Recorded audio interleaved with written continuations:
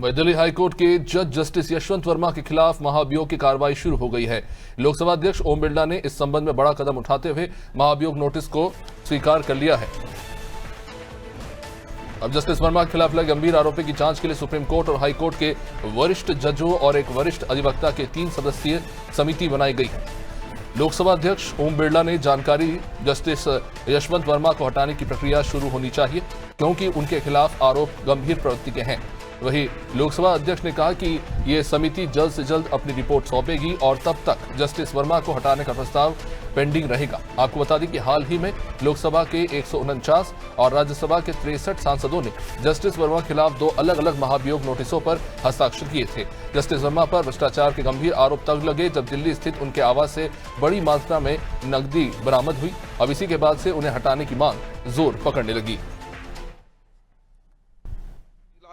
सत्य न्यायाधीश एस सुप्रा के मामले में निर्णय के पेरा 33(3) में परिकल्पना के अनुसार एक 3 सदस्यीय समिति का गठन किया गया।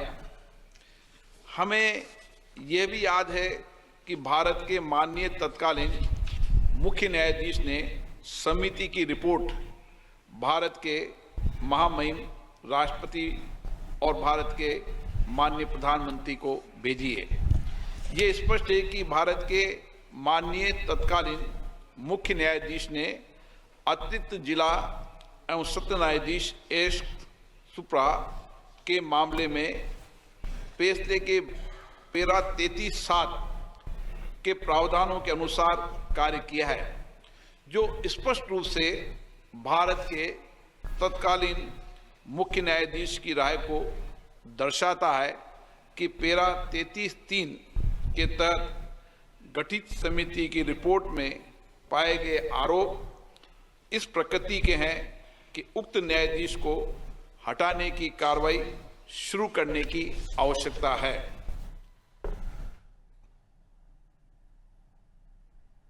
चलिए, इसी पर और जानकारी के लिए हमारे साथ दिल्ली से हमारे सहयोगी विनोद रस्तोगी जुड़ रहे हैं। विनोद, अपने आप में एक बड़ा मामला महाभियोग को लेकर प्रस्ताव मंजूर हुआ है। अब एक जांच समिति जांच कर रिपोर्ट सौंपेगी और जैसा कि कह रहे हैं कि जल्दी रिपोर्ट सौंपी जाएगी। जो कैश कांड का ये मामला था, इसको लेकर आज जो कदम उठाया गया उसके बाद कह सकते हैं कि हिंदुस्तान में इतिहास में पहली बार होगा। देखिए, कानून तो बहुत फैसले तो बहुत बदले गए हैं, लेकिन पहली बार होगा कि जज को हटा दिया जाएगा।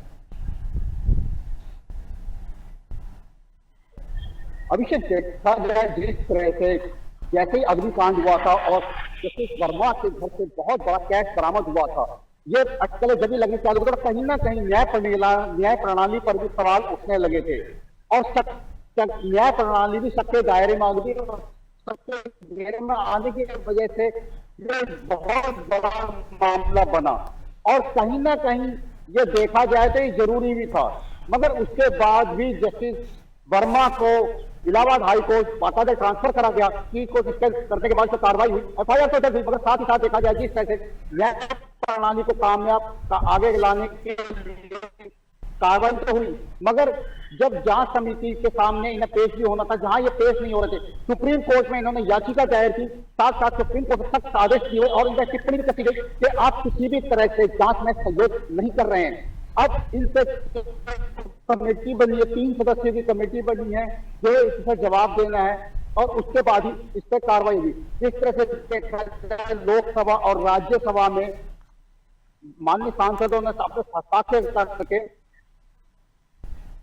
जमा भी कराए। निश्चित से बहुत बहुत शुक्रिया विनोद जानकारी के लिए। तो अब जांच समिति रिपोर्ट सौंपेगी और उसके बाद आगे कदम उठाया जाएगा।